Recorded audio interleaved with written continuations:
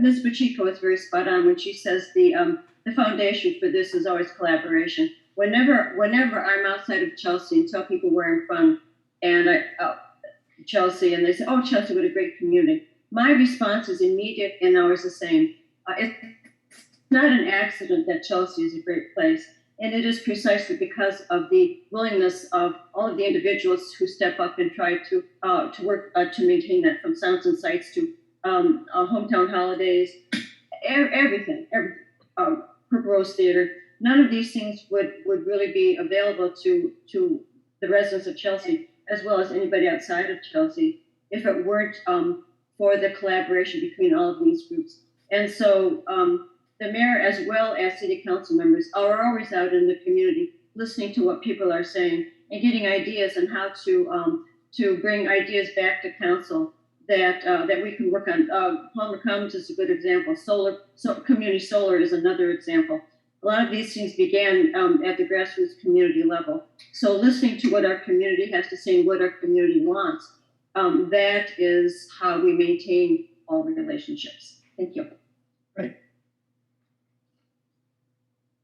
Okay, question number 7. And again, I'll remind you, all of these came in through the website anonymously, so we really don't know who sent them, but we've just taken the best of them and we're going through it here. Sherry, you answer this one first. Council members take an oath to follow the law. If you are elected, what steps will you take to ensure that anything you propose or vote for complies with state law, the city's charter and ordinances, and council rules? Well, so that's part of policy and procedure.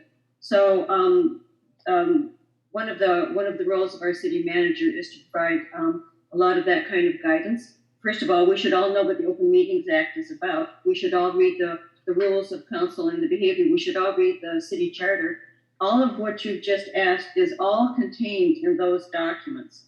And so in order to adhere to the rules and oaths of office, as well as legal stipulations, it's important to reference our own level of personal ethics and to make sure that we are putting community before self, and to not step outside of the lane, so to speak, to review appropriate documents, and then if we have ideas, bring them to the group as a whole, because typically it is council in the discussion that helps to lead and take an idea from the idea phase to the implementation phase. And we have guidance all along the way to make sure that we are careful. But at the beginning and end of every single day, personal ethics are required to fulfill the role of anyone who is sitting on city council, because it is community first and always community first.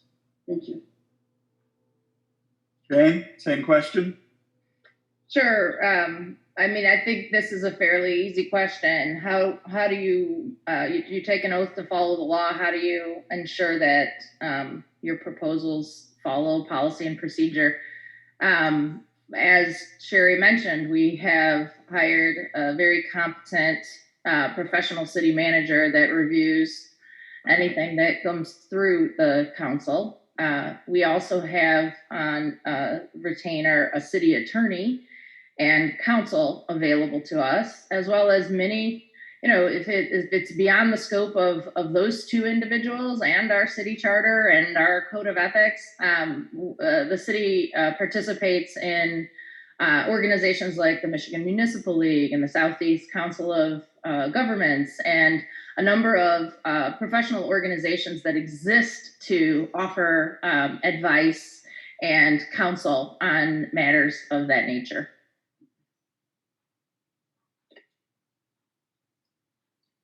Okay.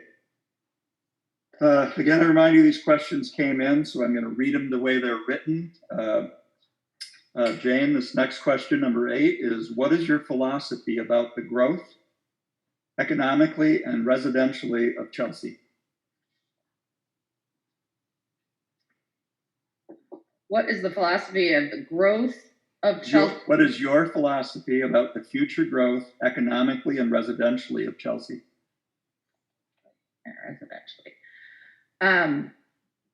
So my philosophy on growth of any kind is to have a plan for it. The last place I think I want to be personally, or in part of an organization or a municipality, is behind the 8 ball and reacting to something. So planned growth, using implements at our disposal, like the master plan process, the zoning ordinance revisions.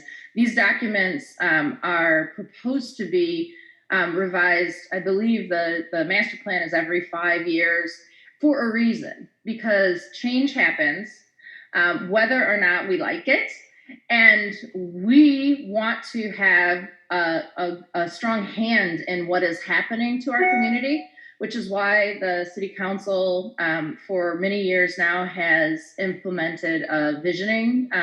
Actually, it's twice a year now. We have a visioning session that usually happens in February, where we lay out a strategic plan for this year, but we're also looking with many of our departments and longer term in terms of capital improvements and infrastructure and development and future land use. We're looking years ahead, because we are hopefully being very thoughtful and mindful and reading everything that is available to us in terms of what might happen. We don't have a magic 8 ball, but we want to plan for the best set of circumstances for our community based on the vision that our community has for what we want to be and preserve and look like in the future. And Sherry. Would you please repeat the question, please? Sure. What is your philosophy about the future growth economically and residentially of Chelsea? Okay. So when I very first ran for council, the very first time, I ran first on the platform of green space, but then also I became very startlingly aware of the housing boom began, and everybody was developers were grabbing up all of the extra space all around us, and it was becoming very I was becoming very concerned. And so the first word that I would use to describe my philosophy of economic and other forms of growth is very carefully. And that is exactly what our comprehensive plan is about. It is the best one that's ever been written. It took more than 5 years to write it, but we have extra sections in it now that should have been added, but time is everything. So now we have a really good plan for how Chelsea would like to see growth occur within the boundaries of Chelsea. But the boundary now is going to be pressing, because development is beginning again. And as Ms. Pacheco has said, we have to become not just mindful, but we need to always be thinking strategically, meaning thinking ahead of the curve, so that we can plan how we want to respond should a development or a developer approach our city on that side or on the other side. What will be our position before that happens? Thank you. Great. I really like that you're so thoughtful about all these things. You've clearly put some time and effort into this, I'm guessing from your experiences on the city council and just living here in general. The next question, number 9 here, Sherry, you'll go first. What organizations do you belong to that are engaged in activities other than the city council business? And have you disclosed what those organizations are? Well, all of my extracurricular organizations happen to be based on my professional work. They all are psychology and research based. I don't have time to join other forms, because I'm working. And if I'm not working, then I'm working. If I'm not working there, I'm working here. So I only belong to professional organizations, not community-based organizations. And now this is, when I say that is separate from our council liaison appointments. So those are not organizational memberships. Those are professional from council to like me for the planning commission, Ms. Pacheco, CapDart. I was formerly the CapDart. You know, if you're on council long enough, you're going to be assigned to almost every committee and commission that there is.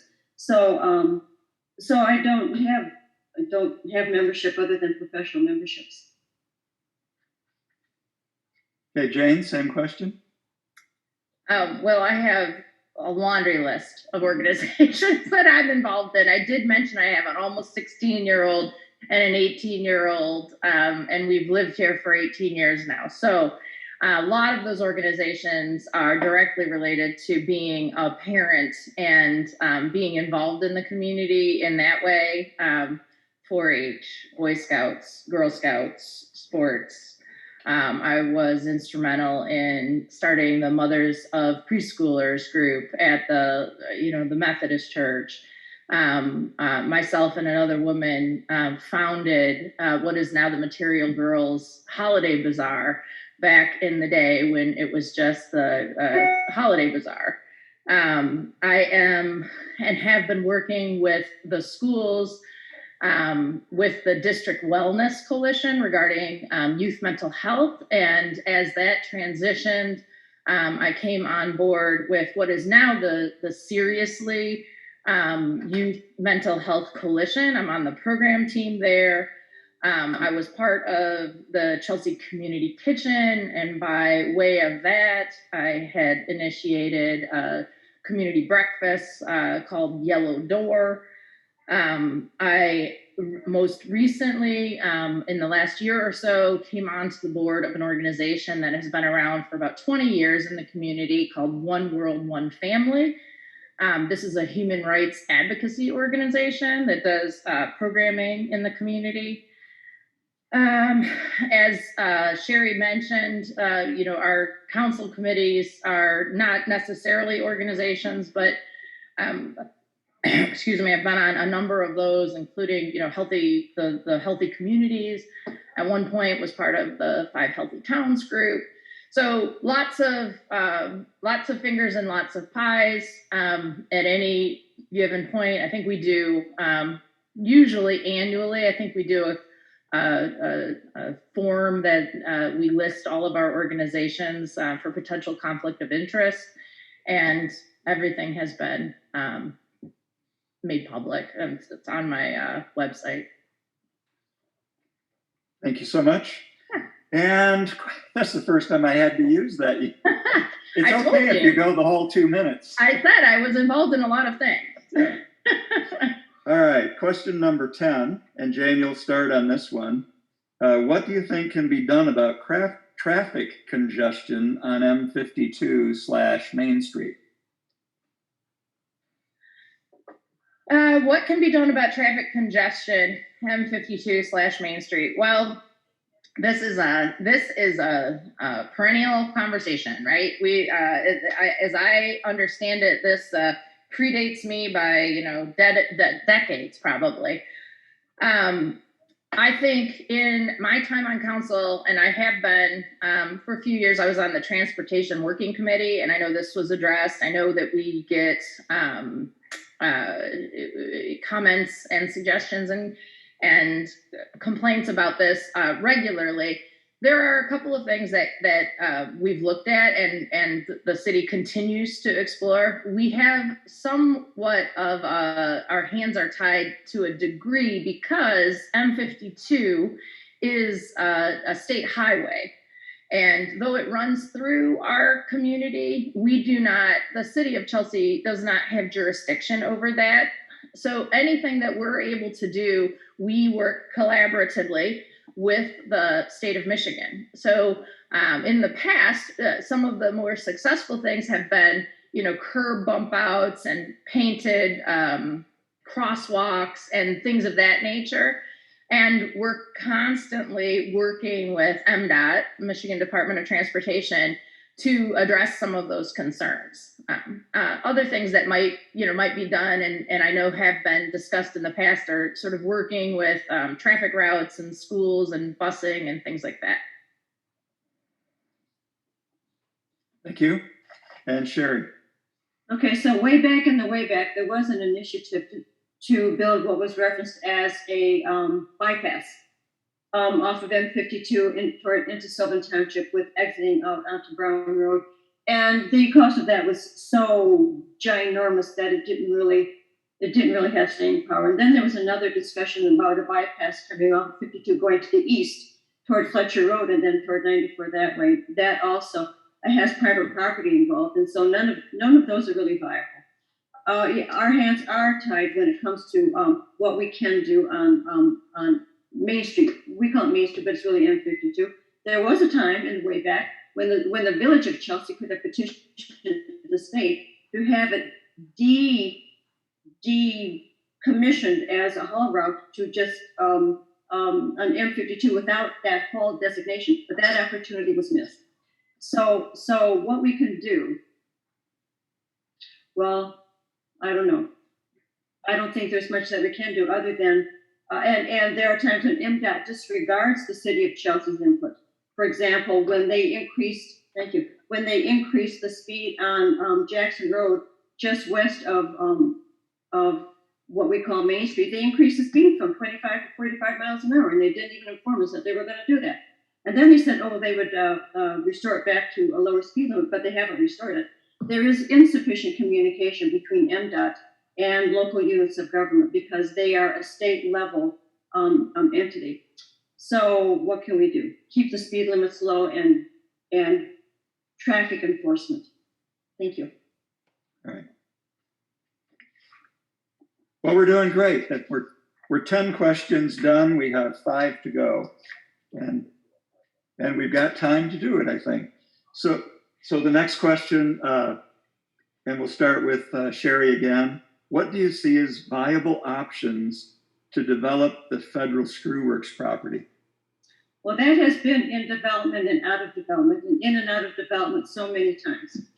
So I think that we have a wonderful economic and community developer in Ms. Julie Apple, and she does a really bang-up job for beating the bushes to see what can be done. So that is, in fact, going to be the next major focus for development within the boundaries of Chelsea once the, I always forget the name of the development that's going in behind the clock tower. That is going forward. So once that gets going, there'll be a significant effort on the part of our administrative staff to start marketing that site vigorously. So it'll obviously be mixed use. It is restricted from residential because of some of the ground contamination, but so that's going to be the next one up. So pay attention because it's going to happen. Right. And Jane, the same question? Yeah, so this question, I mean, in part, there are some facts, and Ms. Albertson, said that right now it's privately owned, and developers need to do their due diligence to see how and if they're able to make it a viable project on their own. It's been through a few different iterations in terms of proposals. I think, and this conversation has been happening for a long time too, in my opinion, and then the other fact is that there are restrictions in terms of the environmental and restricting building residential there. However, it's my opinion that I think that site is, one of a handful that would deserve some city joint venture partnership support. And I know we've had some of these conversations, and it doesn't just happen. You need to do marketing. You need to find the right partners, the right developers. But I would love to see sort of a mixed use development there that had the needs of the city and the residents and the very local community at heart, and that fit the neighborhood, because it's an extension. It sits in our downtown development district. It's an extension of our downtown, but it's also residential. So there are a lot of opportunities, let's say, for that parcel options. We'll need to be creative and perseverant, I guess. Okay, thank you. I just need one moment with Terrace.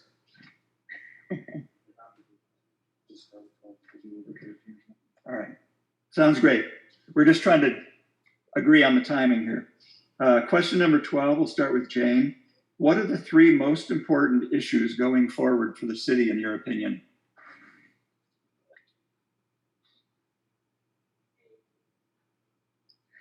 Well, I mean, I opened the conversation with the fact that I think we need a return to civility. I think that the incoming council will be able to role model and successfully set some leadership goals for how to have civil discourse. And if that includes, doing some public education and learning together, we may need to revisit that. So that would be one priority.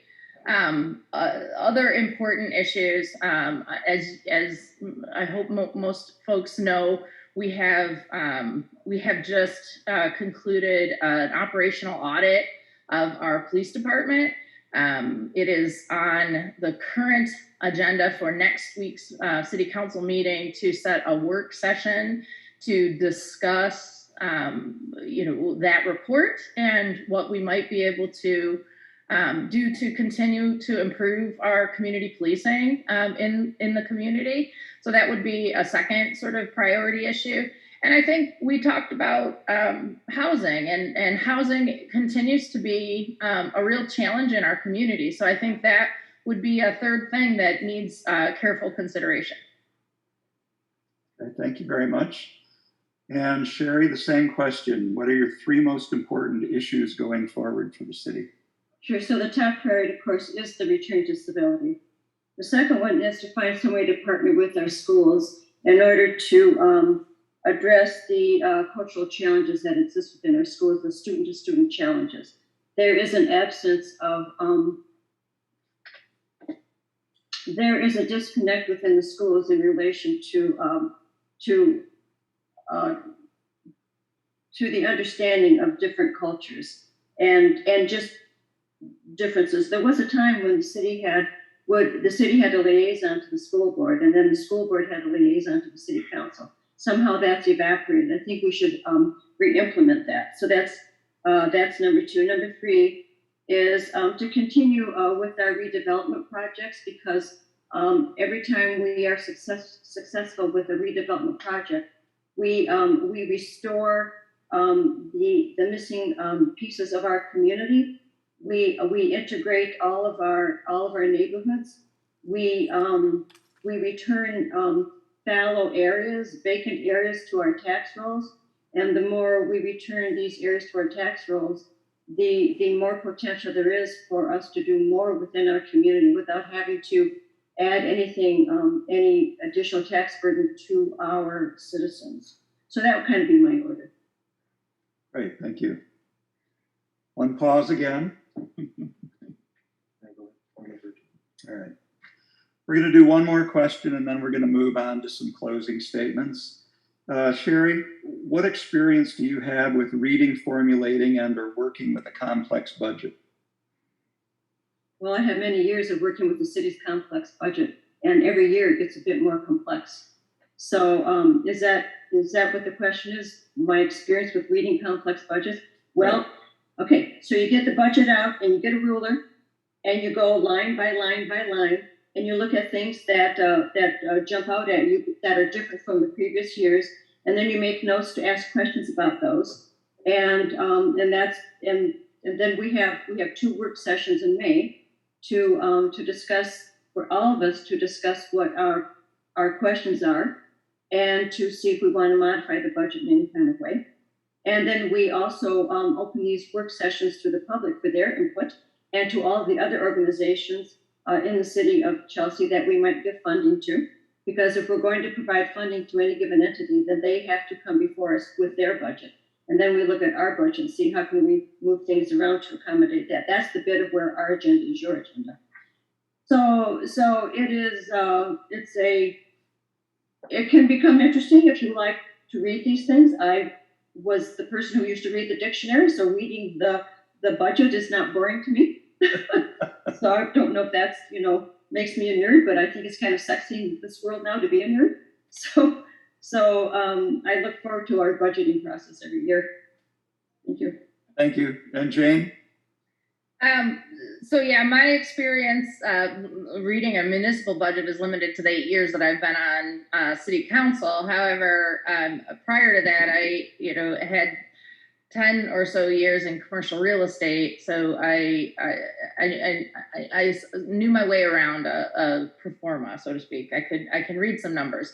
However, that said, the way that I've sort of learned to read this budget is luckily our clerk Laura Kaiser is able to give us hard copies and nice binders. And year to year, we go through line by line and make our comments and notes. And each year, I take the previous years and compare them really to what's changing, why is it changing, how are we planning for forward thinking. My one desire for the budget process, and it is very complicated. The budget is complicated and it is important. It's probably the most important thing that council members are responsible for. And I would love to see the community at large be more involved in the budget process.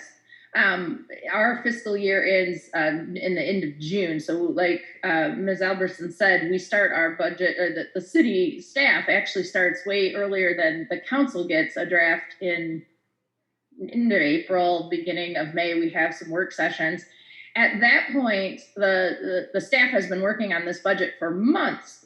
And if the citizens, the community, the organizations, our partners are to be involved in budgeting in terms of line items or partnerships, those things need to happen well before May. So I would love for us to be have more input. We've tried to have some mid-year review sessions. We may want to look at a mid-year budget session as well. Thank you very much. Okay, I'd like to move on now to some closing statements from each of you, with some thought from you about why is it exactly that you want to be mayor of the city of Chelsea. And we'll start with Jane. So 2 minutes also, Paul? 2 minutes? Yeah, 2 minutes. Okay, so I can't say I have enjoyed every minute of the last 8 years of council, right? It is a job, and it is not for the faint-hearted. But one of the things that I love about it is I get to hear from so many different people across the board. I get to hear and talk to our senior population. I get to hear and speak with our youth, our students, our missing middle, our employers, our employees, our teachers, all sorts of people. And they all have different things to say about the community, but what they have in common in all of those comments is they want to make the community a better place. And they have an idea on how we could do that together, and they're eager to share their ideas. So for me, mayor is, let's just say it's a council member, that facilitates meetings, right? So it's a council member plus. And I don't know what exactly that looks like for me because I haven't been there, but I know that being a council member and listening and hearing from people about how excited they are to make our community better, that encourages me, it gives me hope, and it inspires me to help make those things happen. Right. Go ahead, Sherry. Oh, okay, thank Sorry. you. Okay. So, I have devoted my life to service. The work that I do professionally is service, and now it has extended to service to the city of Chelsea in the form of being a city council member, and then now serving the community as the mayor. So service to my community has always been of utmost importance, and service to people. One of the things that I said at the evening for civil discourse on Tuesday evening was the importance of listening to the individual, because the world is comprised of individuals, and the individual voice is the voice that carries the most importance. And it does not matter who the individual is. It matters that I am able to hear their voice and understand what they're saying to me and what they want, and how I can be of aid to help them accomplish that. So being on city council has been, in addition to my other professional work, it has been some of the most satisfying work I've ever been able to do. So service, that's what it's about for me. Thank you. Well, thank you so much. I've got a couple of minutes here. I got a couple of quick comments. In closing, I would like again to thank the candidates for being willing to serve in this role as the mayor of Chelsea. As I keep saying, this is not a job for the faint of heart or the casual volunteer, but rather it is a job for skilled, thoughtful people who care about this city. Once again, also thanks to all of you who took time from your day to attend, to zoom in here. And I liked it better in person, but this is better than nothing, I think. Finally, you know, it is the good fortune of everyone here that we live in a free society where each adult citizen has the right, and I personally would say the duty, to participate in our democratic processes. Please consider what you have heard and seen here this evening, and I urge you to vote for the candidate of your choice on Election Day. Good evening to all of you. I hope you stay safe and take care of those around you. Thank you. We'll be back in a few minutes for the next round with the city council candidates.